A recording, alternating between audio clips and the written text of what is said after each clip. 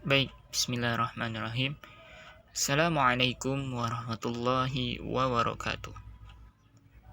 Sebelumnya, perkenalkan, nama saya Muhammad Abdillah dengan NIM 11912017.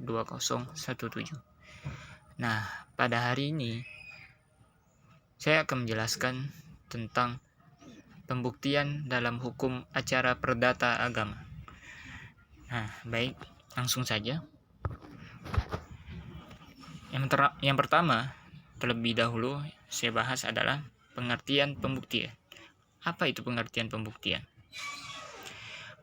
Pembuktian dapat diartikan dengan penyajian alat-alat bukti yang sah menurut hukum kepada hakim yang memeriksa suatu perkara guna memberikan suatu kepastian tentang kebenaran yang dikemukakan. Nah, dalam artian bahwasannya hakim harus menilai apakah suatu peristiwa atau fakta yang dikemukakan oleh para pihak itu benar-benar terjadi, maka harus dilakukan pembuktian karena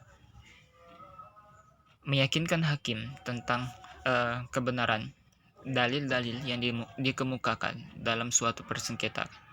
Itulah kurang lebih penjelasan dari pembuktian. Nah, dalam penyampaiannya kepada hakim harus disertakan dengan alat-alat bukti. Apa-apa saja alat-alat bukti di dalam pembuktian? Nah, selanjutnya nanti kita akan jelaskan apa saja alat-alat bukti di dalam pembuktian. Nah, selanjutnya kita akan bahas tentang apa saja asas pembuktian. Asas-asas pembuktian itu ada 6. Nah, yang pertama yaitu adalah asas audi et atrem partem.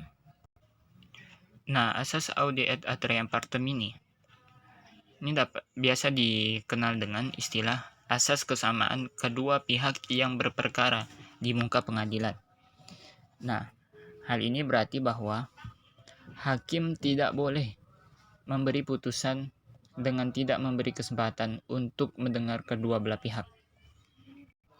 Yang mana hakim harus adil dalam memberikan beban pembuktian pada pihak yang berperkara agar kesempatan untuk kalah atau menang bagi kedua belah pihak tetap sama, tidak pincang atau berat sebelah. Nah, dalam aturan hukum pembuktian berlaku sama baik bagi penggugat maupun tergugat. Baik penggugat maupun tergugat dapat membuktikan semua alat bukti kecuali dalam hal-hal khusus. Misalnya antara penggugat dan tergugat mengadakan perjanjian pembuktian. Nah, kemudian selanjutnya asas yang kedua yaitu adalah asas ius curia novit. Adalah asas yang memfiksikan bahwa setiap hakim itu harus dianggap tahu akan hukumannya perkara yang diperiksanya. Nah, maksudnya hakim sama sekali tidak boleh untuk memutus perkara dengan alasan bahwa hakim itu tidak mengetahui hukumnya. Nah, berdasarkan asas ius curia novit ini, sehingga para pihak di dalam pembuktian hanya wajib untuk membuktikan fakta yang dipersengketakan, sedangkan pembuktian masalah hukumnya adalah menjadi kewajiban hakim. Kemudian selanjutnya, yang ketiga adalah asas nemo testis idoneus in propria causa. Nah, ini berarti di dalam asas ini menjelaskan bahwa tidak seorang pun yang boleh menjadi saksi dalam perkaranya sendiri. Nah, jadi sudah jelas bahwa baik penggugat maupun tergugat sama sekali tidak dibolehkan sekaligus menjadi saksi di dalam pembuktian untuk perkara mereka sendiri. Nah, saksi ini sebagai alat bukti harus didatangkan orang lain yang bukan pihak dalam perkara yang bersangkutan.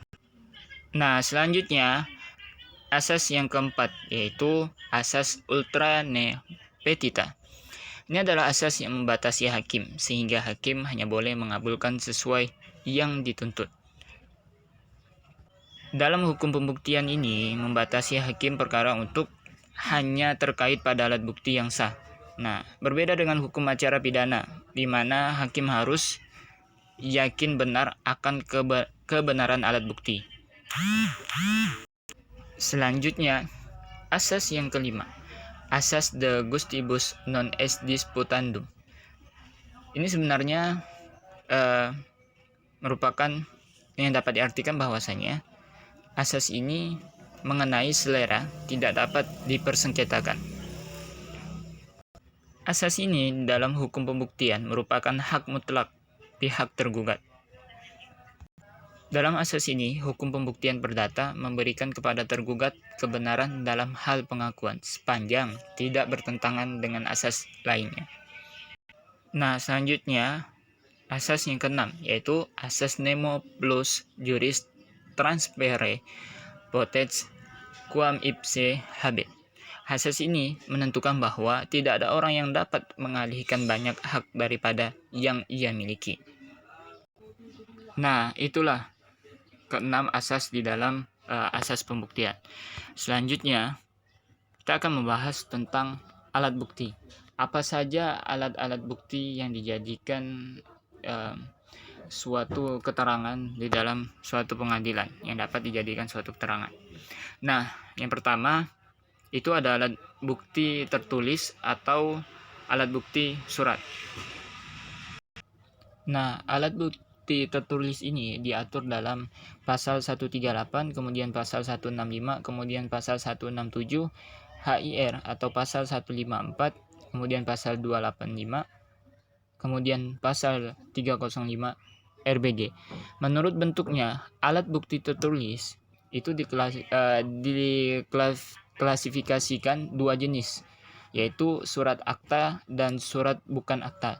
Nah, surat akta adalah surat yang bertanggal dan diberi tanda tangan yang memuat peristiwa-peristiwa yang menjadi dasar suatu hak atau perikatan yang digunakan untuk pembuktian. Nah, surat akta itu diklasifikasikan lagi menjadi dua, yaitu surat akta otentik dan surat akta tidak otentik.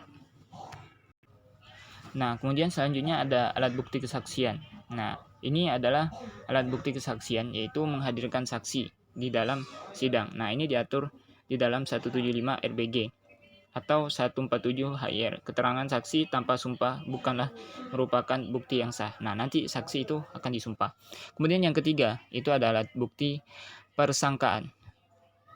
Adalah kesimpulan yang ditarik dari suatu peristiwa yang telah dikenal atau dianggap terbukti ke arah suatu peristiwa yang tidak dikenal atau belum terbukti, baik yang berdasarkan undang-undang atau kesimpulan yang ditarik oleh hakim. Nah, kemudian yang keempat, alat bukti pengakuan merupakan sebuah keterangan sepihak, karenanya tidak diperlukan persetujuan dari pihak lawan. Nah, kemudian selanjutnya ada alat bukti sumpah. Alat bukti sumpah ini adalah sumpah, merupakan suatu pernyataan yang khidmat yang diberikan atau diucapkan pada waktu memberi janji. Nah, ketika menyampaikan bukti lalu dia menyampaikan janji, nah maka akan disumpah. Sumpah inilah yang dimaksud di alat bukti yang kelima ini. Nah, selanjutnya mekanisme pembuktian. Yang pertama yaitu adalah hakim menyelidiki dasar gugatan. Nah, jadi dasar gugatan di antara kedua pihak, baik penggugat ataupun tergugat, itu diselidiki. Nah, apakah dia memiliki dalil atau tidak. Kemudian yang selanjutnya itu kan adanya dalil yang disangkal. Nah, ketika dia menyampaikan dalil kemudian ada yang disangkal, maka pembuktian ini kalau seandainya tidak disangkal maka dia berhenti sampai di sini. Kalau seandainya ada disangkal maka hakim lanjut pada yang ketiga, yaitu adalah hakim menunjukkan pihak mana yang akan mengajukan bukti. Nah, ketika ada dalil yang disangkal kemudian nanti hakim akan menunjuk pihak mana yang berhak akan mengajukan bukti. Nah, setelah itu baru selanjutnya adalah pihak ditunjuk untuk menyampaikan alat bukti. Sehingga ketika hakim menunjuk antara penggugat atau tergugat untuk menyampaikan bukti, maka pihak tersebut harus menyampaikan alat-alat bukti tersebut yang telah disampaikan sebelumnya. Nah, baiklah, mungkin hanya itu yang dapat saya sampaikan. Kurang lebihnya mohon maaf. Wa'alaikum minkum ihdinas siratal mustaqim. Assalamualaikum warahmatullahi wabarakatuh.